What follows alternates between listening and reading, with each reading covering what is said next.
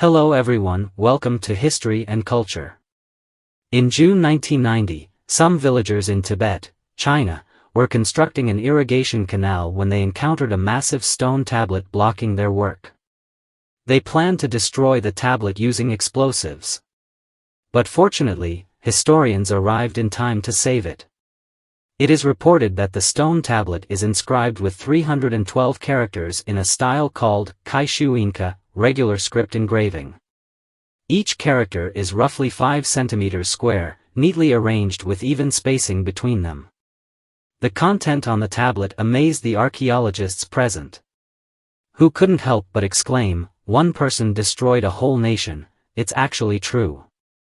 According to relevant historians, the tablet records a very valuable piece of history. In 658 AD, during the third year of the Tang Dynasty's Qing era, the Tang Dynasty sent a diplomatic envoy to the ancient region of India, known at the time as Tianzhu. Upon reaching the border, the envoy specially engraved the inscription on the stone to document his experiences and observations. The envoy in question was the historically controversial figure, Wang Xuance, often referred to as the most formidable person in the Tang Dynasty, and the one who allegedly destroyed a whole nation. Wang Xuance was a diplomat during the Tang Dynasty, and his life has been a subject of significant attention and debate among historians. To this day, many details about his life remain unverified. It is rumored that he came from Luoyang in Hunan, though his exact birth and death dates cannot be confirmed. Wang Xuance embarked on multiple diplomatic missions to ancient India, accumulating rich diplomatic experience. Before his diplomatic career, Wang Xuance served as the magistrate of Rongzhou and Huangshui County, and later, he was promoted to Chaosan Dafu, a low-ranking government official of the 5th rank. However, Wang Xuance is most famous not for these official positions, but for the question of whether he truly achieved the feat of one person destroying a whole nation. This question has sparked much debate in historical circles.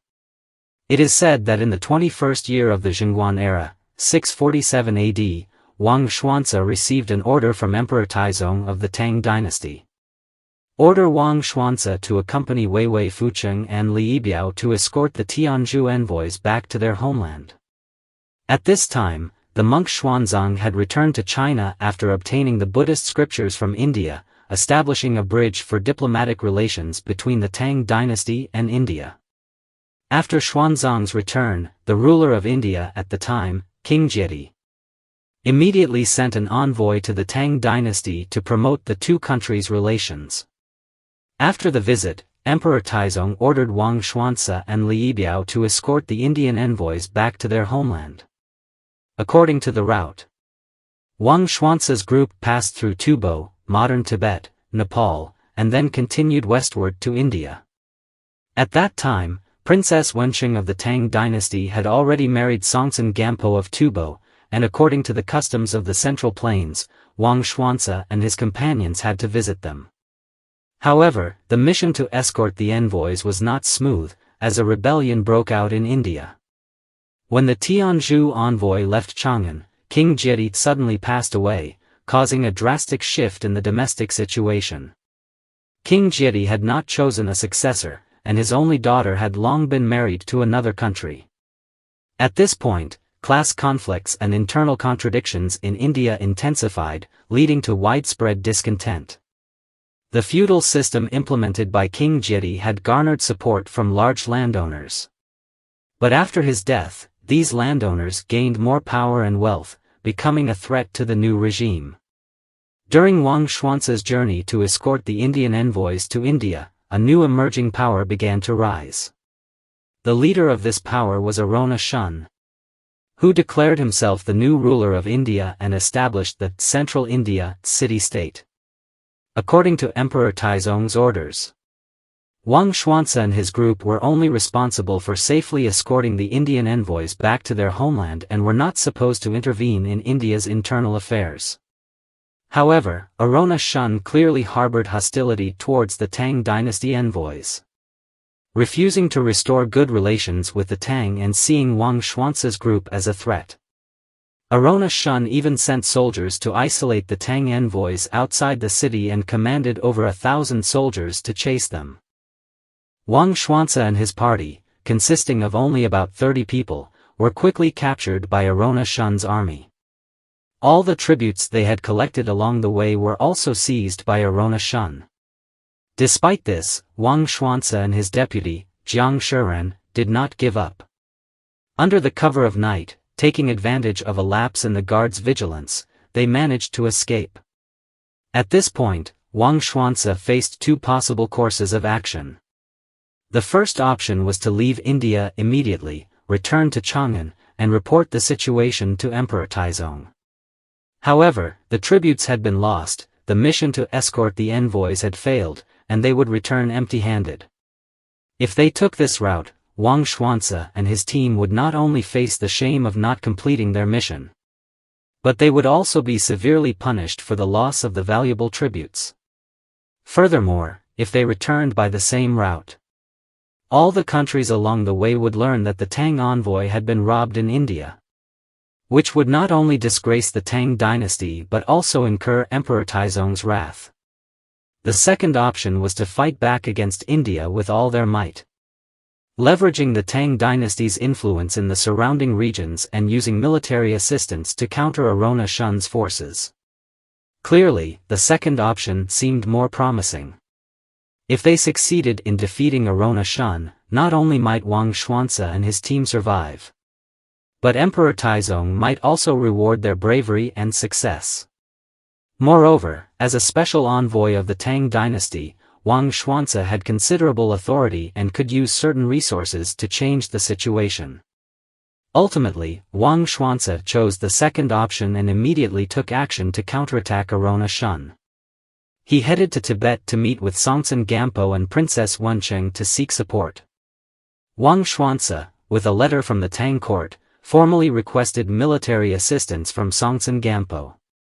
When Princess Wencheng heard that the Tang envoy group had been robbed, she was furious and strongly supported the idea of sending troops.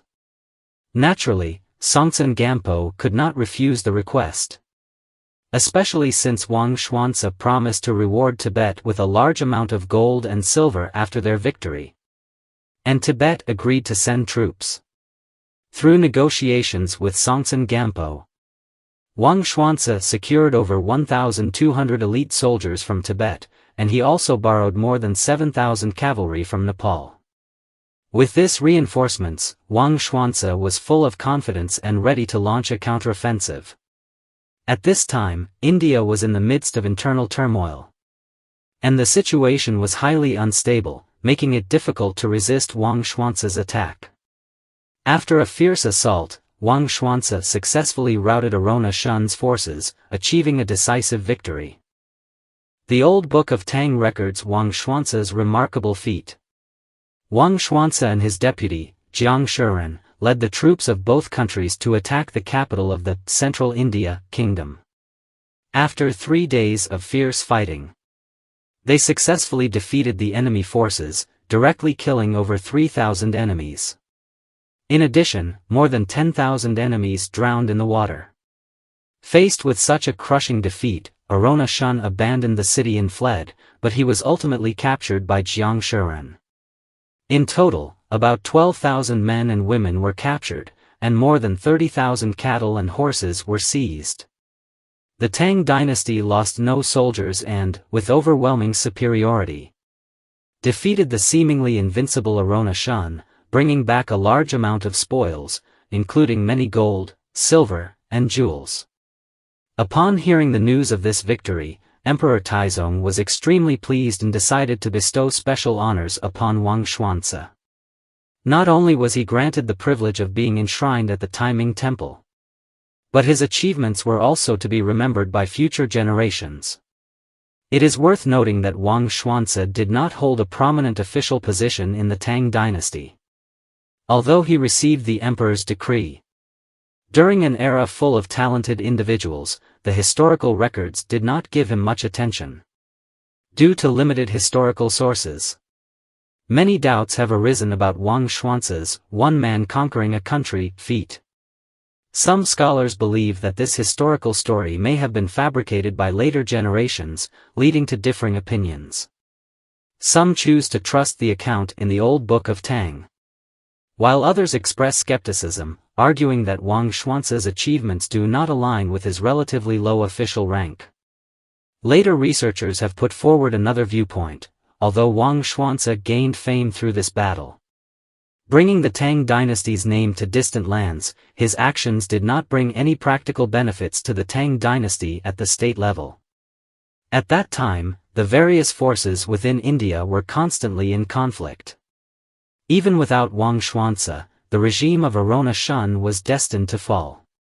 The new ruler would undoubtedly seek to establish friendly relations with the world power, the Tang Dynasty, and would offer tributes as a gesture of respect. Given the military strength of the Tang Dynasty, there was hardly any country in the surrounding region capable of challenging it. Therefore, from the perspective of contemporary historians, such victories were no longer considered rare. However, some present-day scholars, after conducting in-depth research into the historical story recorded on the stone tablet, believe that, although the events happened in a very distant era, Wang Xuance's one man conquering a country controversy is likely to have been a real event. This is the History and Culture channel. Liking and subscribing are the greatest help and support to us. Thank you everyone and see you in the next time.